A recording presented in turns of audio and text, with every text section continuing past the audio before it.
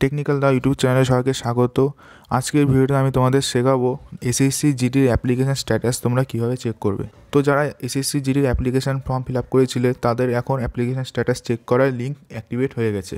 তো এই লিঙ্কটা কিছু কিছু রিলিজিয়নে অ্যাক্টিভেট হয়েছে এবং কিছু কিছু রিলিজিয়নে এখনও অ্যাক্টিভেট হয়নি। তো সবার ফার্স্টে তোমরা এসএসসি যেটা অফিসিয়াল ওয়েবসাইটে আছে ssc.nic.in সেখানে চলে আসবে।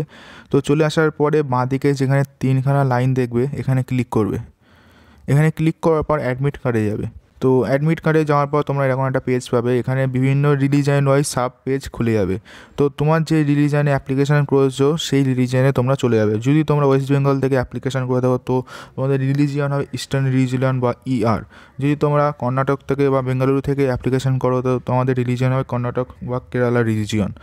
তো আমি তোমাদের কর্ণাটক রিলিজিয়ন থেকে আমি তোমাদের দেখে দিচ্ছি কীভাবে তোমরা তোমাদের যে এসএসসি জিডির অ্যাপ্লিকেশান স্ট্যাটাস কীভাবে চেক করবে। তো এখানে প্রথম পেজে তোমরা দেখতে পাবে এসএসসি জিডির অ্যাপ্লিকেশান স্ট্যাটাস। তো আপাতত কেরালা রিলিজিয়ন বা কর্ণাটক রিলিজিয়নে আপাতত স্টার্ট হয়ে গেছে এসএসসি জিডির অ্যাপ্লিকেশান স্ট্যাটাস। তো কিছু কিছু রিলিজিয়নে তোমাদের প্রথমে বললাম স্টার্ট হয়েছে, আর কিছু কিছু এখনও হয়নি, সেগুলো পরবর্তী সময় হয়ে যাবে। তো এখানে সিম্পল ক্লিক করবে।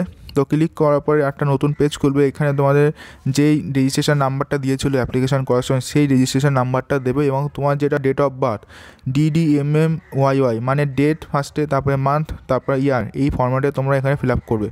তো এখানে ফিল আপ করার পর তোমাদের অ্যাপ্লিকেশান শো হবে, তোমাদের অ্যাকসেপ্ট করেছে কি করেনি, এবং তোমাদের যে এক্সাম হতে চলেছে সেটা কোথায় হতে চলেছে এবং কখন হতে চলেছে সেটা তোমরা দেখতে পাবে। তো আজকের ভিডিওটা এই অবধিই ছিল। আশা করবো তোমাদের ভিডিওটা ভালো লেগেছে। যদি ভালো লাগে তো ভিডিওতে একটা লাইক করো এবং তোমরা যারা আমাদের চ্যানেলে নতুন আছো চ্যানেলটিকে সাবস্ক্রাইব করেছো, কারণ আমরা এরকম ভিডিও নিয়ে পরবর্তী সময় আবারও আসবো।